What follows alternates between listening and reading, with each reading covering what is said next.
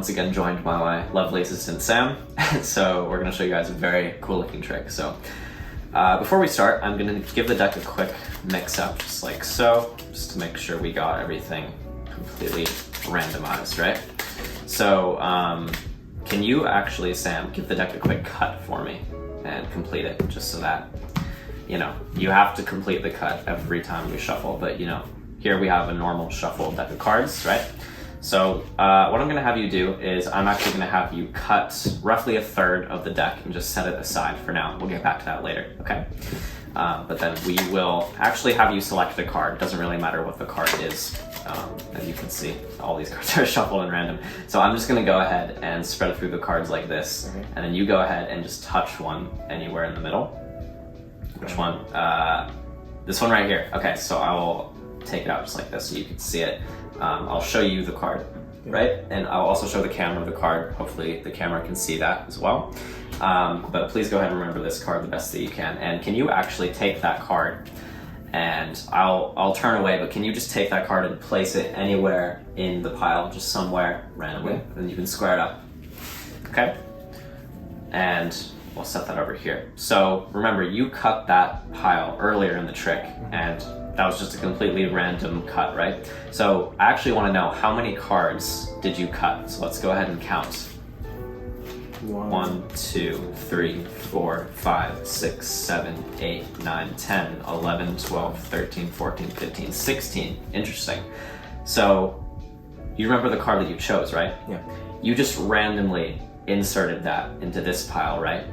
What if somehow you subconsciously placed it in the exact amount that you cut here? So what if you placed your card exactly 16 cards down in the pile? That would be pretty crazy, right? Yeah, it would. Look, no sleight of hand. I'm just gonna be counting the cards one at a time. 1, 2, 3, 4, 5, 6, 7, 8, 9, 10. What was your card, by the way? 9 of spades. Okay, this was 10.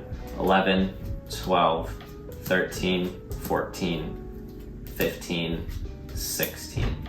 Exactly.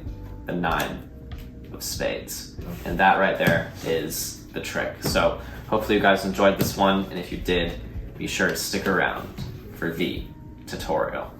All right guys, so here's the tutorial for the trick that you just saw.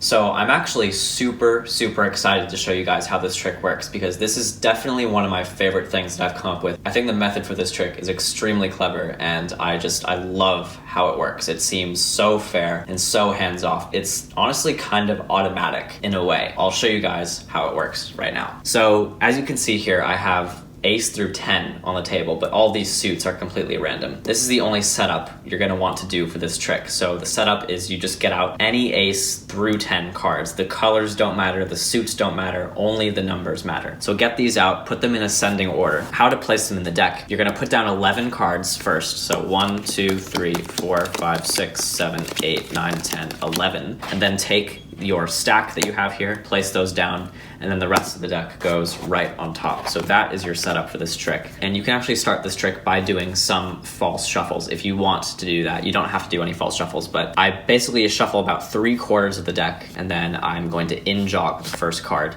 and then continue shuffling like this. And then I'm gonna push up at the in-jog card, so I hold a break, and then I'm gonna shuffle the cards from my break like this.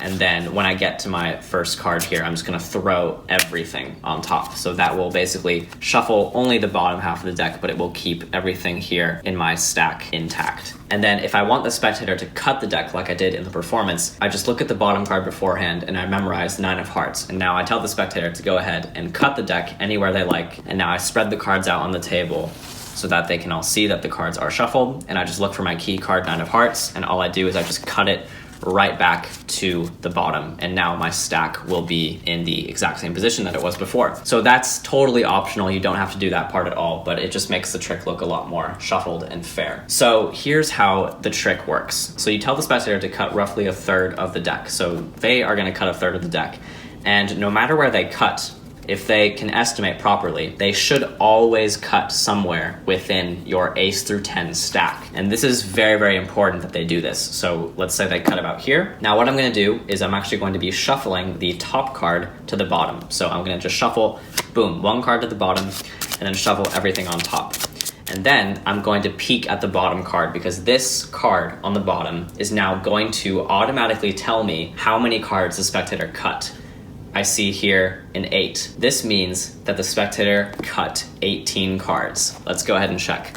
1, 2, 3, 4, 5, 6, 7, 8, 9, 10, 11, 12, 13, 14, 15, 16, 17, 18 cards. So as you can see, it's a very, very easy and automatic system to very, very quickly find out how many cards the spectator cut. Now that you know how many cards the spectator cut, this information is very important to you because it will tell you where to place the selected card that you're about to have them choose. Once you know the number, you're actually going to be counting that number from this pile. So I do this in groups of 3 as I spread the cards out for the spectator to choose. I'm gonna count this number that I am now memorizing, which is 18. I'm gonna count that in groups of 3. So I know that 6 groups of 3 is 18. So I have to count exactly 18 cards. So 1, 2, 3, 4, 5, and 6. That is 18 cards. Once I have 18 cards, I'm going to keep my middle finger on this card here as I spread through the cards and have the spectator select any card. The spectator now has a free choice to choose any card in the deck. If they choose one from below the 18 cards, that's perfectly fine. But if they choose a card that is above the 18 cards, that's also okay. If they choose this card, for example, you just want to take one card and add it now to the break, because them choosing a card from the top pile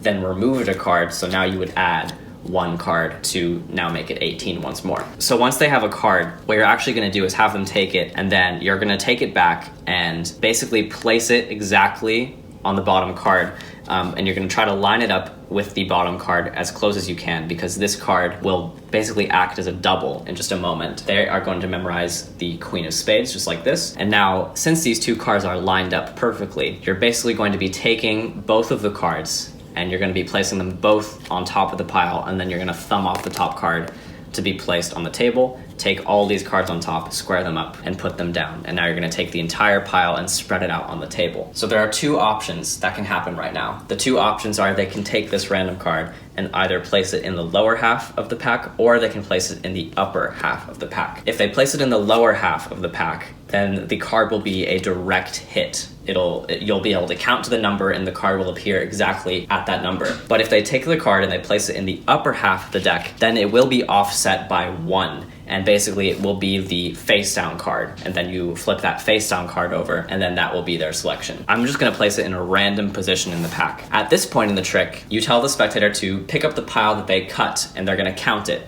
And we already know this is 18, so I'm not gonna waste time by counting that. You now tell the spectator, how crazy would it be if you just subconsciously placed that card exactly in the 18th position? Or what if it magically moved to the 18th position in the pile? And now, before you count, this is very important, before you actually do the counting, you ask the spectator what the name of the card was that they selected. And now they're gonna tell you the Queen of Spades. So now this is going to be your 2 multiple outs here. So there's a chance that I'm gonna count to 18 and the Queen of Spades will show up on the last 18th card, and that will be the end of the trick. However, there's also a possibility that the card will not show up, but all that means is it will be the next card down. So let's see what happens if we just count 18. So 1, 2, 3, 4, 5, 6, 7, 8, 9, 10, 11, 12, 13, 14, 15, 16, 17, and 18. This is the case when the card will actually be the next card down. As you can see, it will always be either this card or the next card down. So in this case,